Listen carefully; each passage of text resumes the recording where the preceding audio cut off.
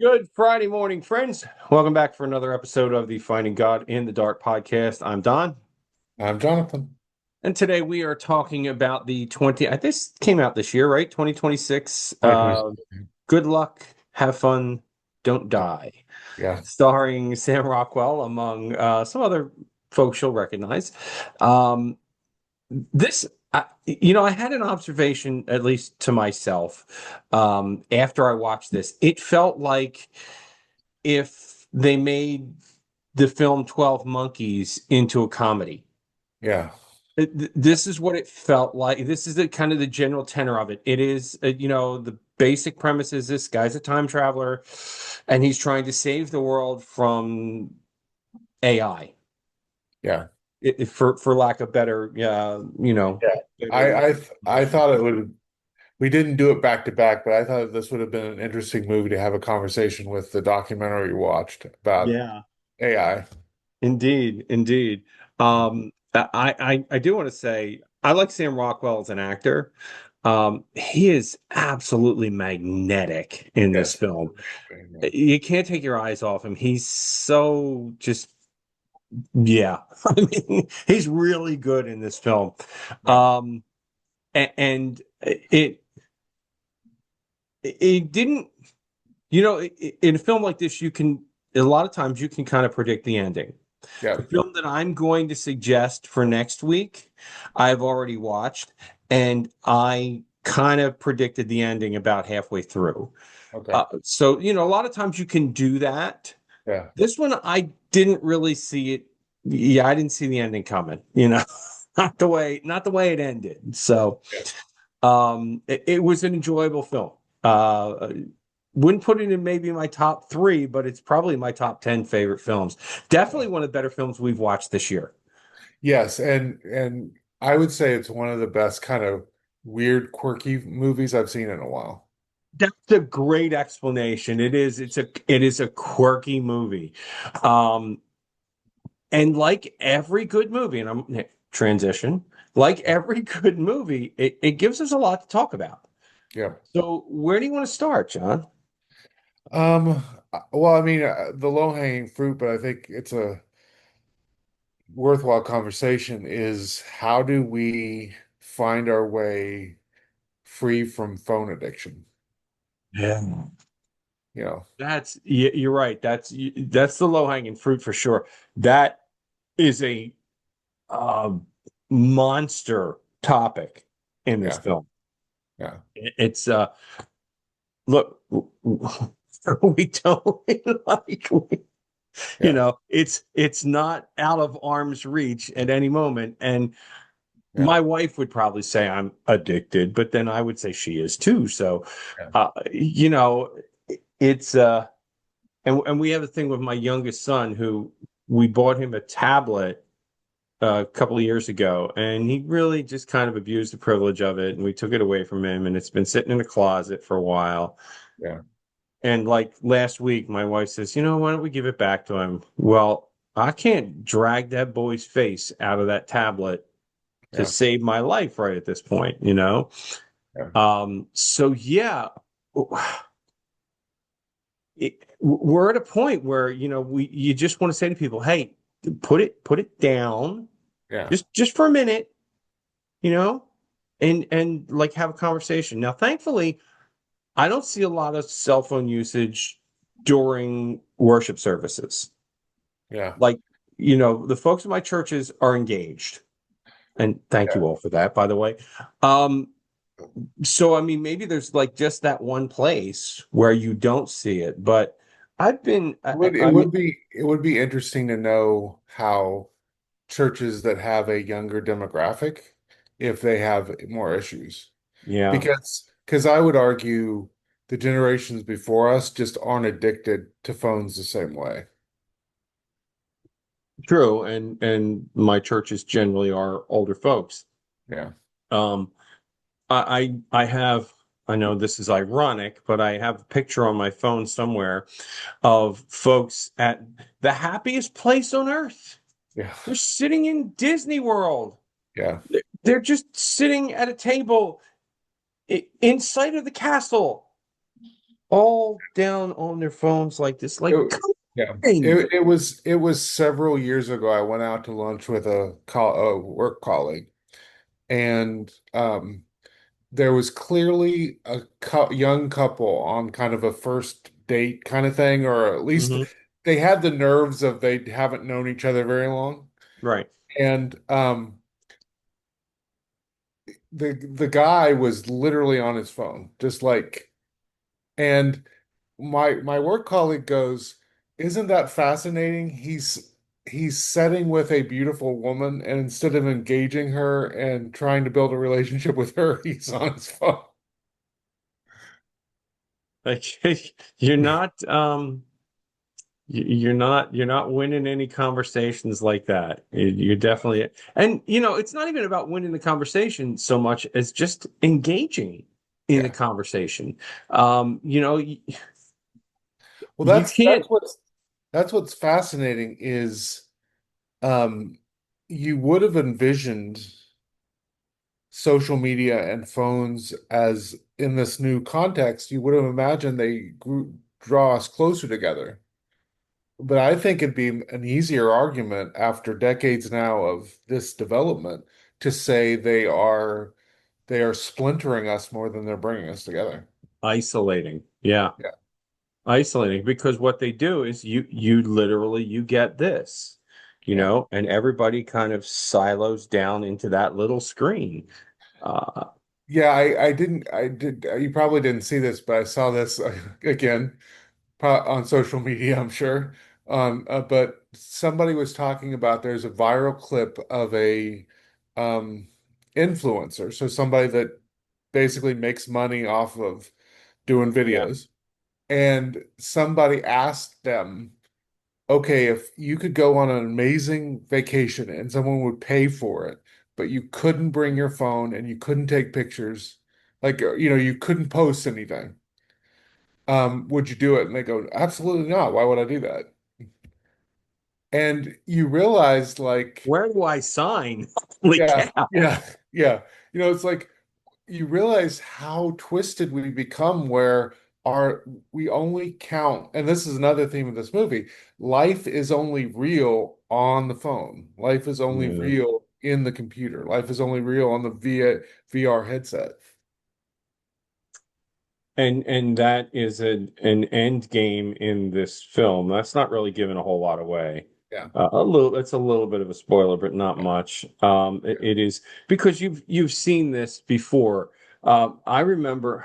Okay, raise your hands if you remember Sequest, right? The TV show, and then they did a reboot of it back in the 90s, I think, or maybe the early 2000s. Yeah. Yeah. And there was an episode of that where, that was what society was. It was people who were isolated at home in some kind of VR chair, Yeah. and they were controlling these giant robots that fought each other out in the real world. It was, Yeah. and while that is science fiction, sadly, it's becoming closer and closer to science fact. Well, again, I mean, a good example, I think, in this movie is a farce, which this movie is Yes. tempted to make a joke, but use the joke to point at a deep truth we're not talking about. That's what a Yes. farce is supposed to be. Hmm. And a good example in this movie is school shootings, right? Like, Yeah. um, however you feel about how we should address school shootings, you think more gun control, you think um, dealing with mental health issues more, you think a combination of both, More security. more security, you think a combination of all three, whatever it Yeah. is. Yeah. What is amazing to me, and this movie, I think, brilliantly points it out, our society really isn't doing anything to address it. We're just kind of like, oh, this is just life now. Like, we're going to have 20 to 30 violent shootings at school every year.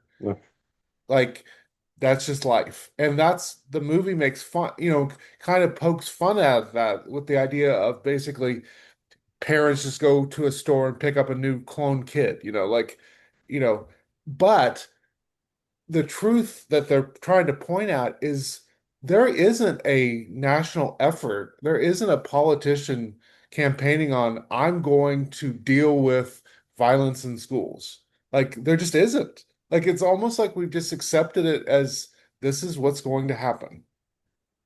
To be fair, and I will, obviously you and I have different viewpoints on Yeah. this, but to be fair, I would say that maybe the reason that a lot of politicians won't address it is because it is so violently polarizing. Yes. That if you say, look, I'm going to address it, this is what I'm going to do, you have alienated 50% of your constituency.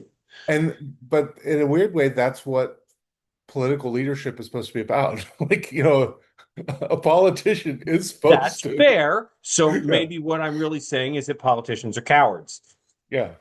But I think to me, again, we could go into how we disagree or how we agree on this issue. I think there's Right. probably a combination of both. But I Yeah. think the bigger issue is everybody just seems to have accepted it. Like it's Yeah. just the way it's going to be. And I don't think that's the answer. Whatever the answer is, I don't think the answer is we're just going to ignore it and someday it'll go away. Yeah, for sure. I mean, in the film, there's a school shooting. It's just like routine. Oh, an alarm goes Yeah, off. Everybody gets in a bunker. You wait it yeah, out. Okay, yeah, light turns green. We go back to school. yeah. Yeah, that's okay. We're not 100% there yet, but I see your point. We're heading in that direction. Well, I remember probably 4 or 5 years ago, I have a younger cousin who's the was the first other male grandchild from my mother's side, and he's about 13 years younger than I am. Hmm. And he basically puts up long posts once in a while on Facebook.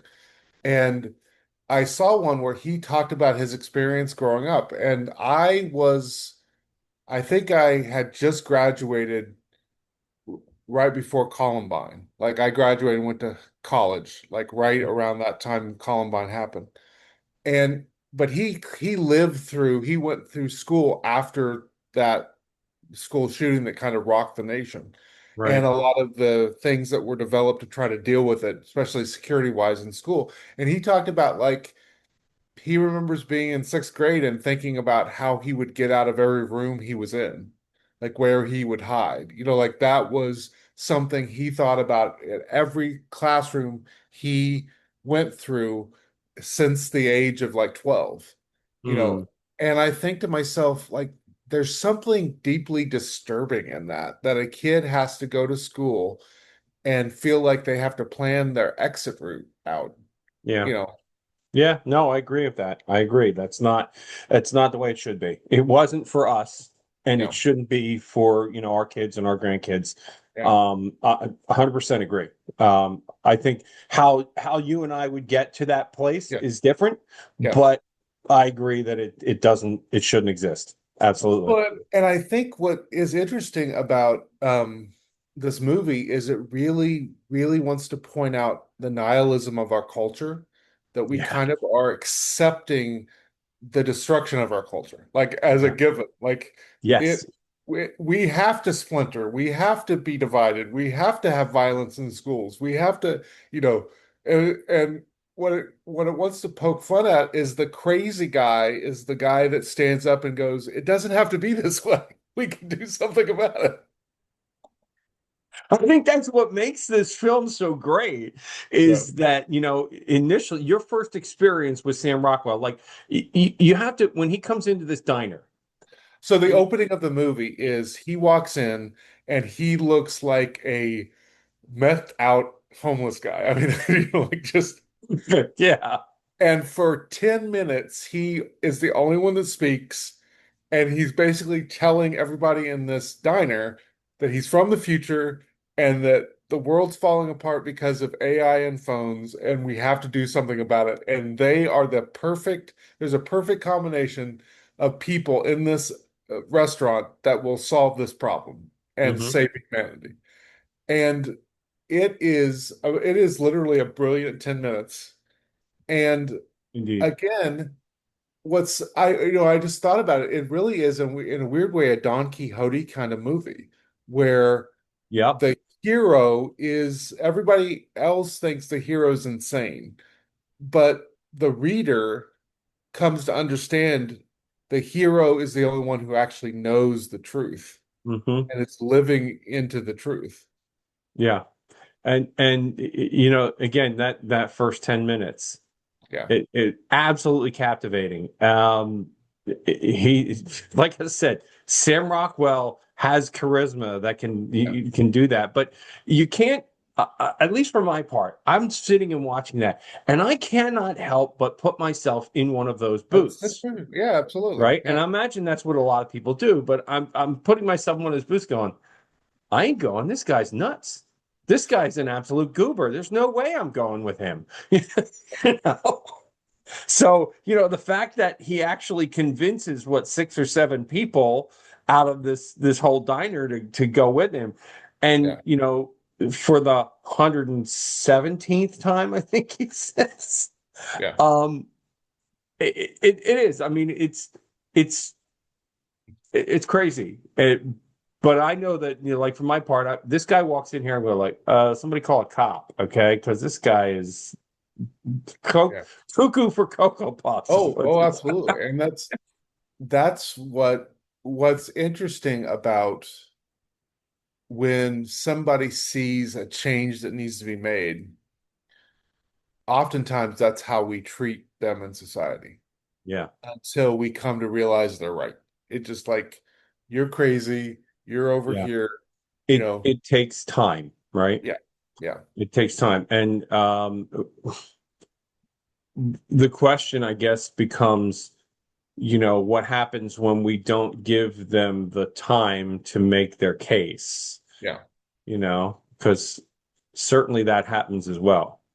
Well, and I thought another theme that's very interesting, and I think as pastors especially, it's worth us talking about is underlying in this movie is this idea that suffering is bad.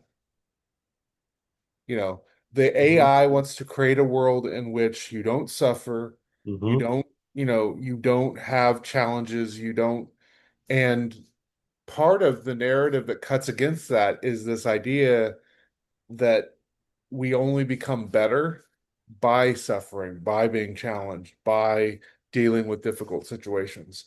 Yeah. And the AI, basically the manifestation of the AI of this little kid, kind of the creator of the AI, is basically like, why don't we just become better? And there's this argument in the film that you can become better without sacrifice, without discipline, without changing, without, repenting, however you want to look at it. And that idea is cuts against um basically Reality. Christian philosophy. Well, yeah, but Christian philosophy especially. Okay. Like, Yeah. this idea in Christian philosophy is we only become sanctified, we only become more like Christ by discipline, by suffering, by repenting, and That that's a Christ set that necessary part of it. example. Yeah. That Christ set that example for us. Yeah. It's yeah, I was taken with that as well, in that, particularly when you look at the princess character, Yep. um, who, I'm not, staying Yeah. away from spoilers. It's a relatively new film, Yeah. so we're not going to spoiler alert this one as much as we did Obsession. Yeah. Uh, but uh, she is a integral character to this idea. Yeah. Um, and what I find really interesting is her relationship with the boyfriend, and then how that resolves in the end, but doesn't resolve, if you know what I Yeah. mean. Which, if Yeah. you watch the film, you'll know what I'm talking about. Yeah. Um, and how, again, there's this change without any real transformation. Maybe that's the right word. Yeah. It's change without transformation. It's change without experiencing, because what suffering does Yeah. is it builds empathy, Yeah. right? It builds in us the idea that, hey, everybody's going through something. Yeah. Maybe it's not exactly what I'm dealing with, but everybody's going through something. And so you don't suffer, you don't, then, all you have is you. Yeah. All you have is your great experience. And why doesn't everybody else live like this? Yeah. Well, because they don't. you know? Yeah. Yeah, that was, I thought that was, and funny thing, it was like I watched it. I didn't really draw that up. This is why I appreciate you, Jonathan. This is why I appreciate that you do the work to set these discussions up, because I didn't really think of that so much. I enjoyed the film. You know what I Yeah. mean? I I saw, like the cell phone usage, the AI stuff. I mean, Yeah. that stuff. Maybe that's a fault of mine. I see more of the surface and less of the depth, Yeah. which is why I'm so glad that you're here for the conversations. Otherwise, I'd talk for about 5 minutes. It's a great movie. I love this. I like that. There was, that sort of thing, and it'd be done. Uh, I sprinkle the weirdness. I appreciate that. Not weirdness. No, absolutely not. I think you bring a very thoughtful depth to a film where I would have just said, This is enjoyable, and here's a few things to think about." Hmm. You know. Yeah. I Whereas, yeah. Sorry. go ahead, Joe. No, it's interesting because I was listening to a podcast that was kind of unrelated. It was about kind of AI, but it was talking about how was recently a congressional hearing where it was revealed in the testimony that companies can purchase basically call sheets of people Hmm. who through AI and through kind of the technology we have now, we know has dementia. So you can call these people to essentially screw them out of money. I mean, you know, Oh. and like there was also another person that testified that you can get a call sheet of people who are service members who have addiction issues. And so you can get them addicted to like online gambling and stuff like that. And you realize like why aren't we having conversations about we have to address ethics. We have to address, you know, you know, to me, one of the things that's interesting about this film is it pokes at this idea. We live in a culture, especially in America, where we're always looking for corporations to do better every year. They need to be growing. They need to be making Mhm. profits. They need to increase profits every year.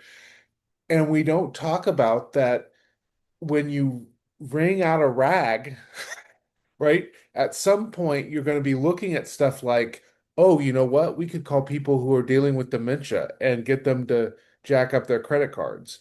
Or, oh, here are people who are addicted to gambling things, so we could get them uh, to spend more money on gambling websites. And you realize like we're not thinking about that's not ethical. That does not do our society better. Like it doesn't help us, you know. Yeah. You just had me thinking about, like, I like sports. Yeah, Uh, in the evening on television, I'm yeah, looking for something live. yeah, Some live sport. I'm watching yeah, preferably it's a local team. It's a Philly team. Um, I try not to miss an Eagles game. That sort of thing. yeah, Um, and I find that every single sporting event, the yeah, commercials are 75 to 90% gambling websites. Every single one. And yeah, I'm sorry, I don't gamble. yeah. You're wasting your money showing that to me. It's the Well, same as if I'm on yeah, Facebook and I get an ad, I'm looking at a reel and I get an ad for TikTok. You're yeah. wasting your money sending me ads for TikTok. I'm never going to download it. It's not happening. You know? But Well, yeah. but that's it, they're playing percentages there, Yes. And right? what's interesting, you probably had the same experience as a Methodist pastor. Folks who are watching us that don't know, Methodists have a long history of being against drinking and against gambling. Hmm. And so those are two things that we still have covenants with our conference to not like since 1968, pastors and laity can choose if they want to gamble or choose if they want to drink. But we cannot have in our building, we can't use our building for like a wedding with alcohol, or Right. we can't do like a bingo thing for our, Right. and in small churches, especially in this area where churches have gambling, have like bingo stuff or drawings and stuff, or churches host out their halls a lot for weddings as resource as money. And you would probably had similar conversations I've had with congregations. Well, why can't we allow alcohol because we could get more weddings? Or why don't we look into bingo? Because bingo could be really huge in this area if we opened up a bingo place. And I have to always have the conversation. Okay, you may not have an issue with alcohol or issue with gambling, but one of the things Methodism is supposed to be about is recognizing it's not just about you, it's about other people in your community. And other people in your community are struggling with alcohol or drug addiction. And so you should be a safe space for them. Or there are people in our community that are dealing with gambling, and we don't want to participate in that because usually the people that benefit the least from gambling are people who are poor. Yeah. And for a little history on that as Yeah, far as the UMC goes, yeah, well, not the UMC, but the Methodist Church. yeah. Um, the reason that we do not serve wine in communion in the Methodist Church, well, it's kind of twofold. One is that temperance idea, but the Mhm. other is the fact that Bill Bill W, Yeah, who started Alcoholics Anonymous, yeah, was a Methodist. yeah, And Mr. Welch, yeah. the grape juice guy, was a Methodist. Yeah. And So he developed it so that Methodists could have communion without using wine. exactly, exactly. So this it's a long history Yeah, in our denomination. yeah, Um, I find it interesting. You talked about building usage, and I'm dealing with one as we speak, finalizing the building usage agreement. mhm, You want to talk about appropriate for this podcast? We were approached by a local company who is shooting a movie in our area, oh and they wow. want to use our fellowship hall for some of their prep and staging and things like that. Mhm. Serve a dinner, do Sure. makeup and hair, things like that. Yeah, That's exciting. yeah, yeah, No, I told church, I said, look, you don't want to like lose money on the deal, right? yeah, They're willing to pay, good. Um, but you also don't want to like rake them over the coals. We're not trying to profit. We yeah, just want to make sure that so like we're not on city sewer, for instance. So if there's a lot of bathroom usage, we have to have that pumped out. We can pay for that out of what we get, that sort of thing. It's been an interesting thing. I told the folks, hey, if this film gets produced, you might be in the credits. yeah, um, but that's even that, and that's just usage of the building.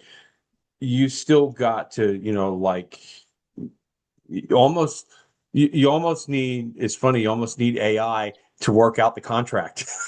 You know yeah, what I'm saying? Just to yeah, make sure that we have everything in place, that it's all um I think that's maybe the core concept in this film is that whole, what do we do with AI? yeah. Because And like and I think it was and it what was was we do with reflected on this technology?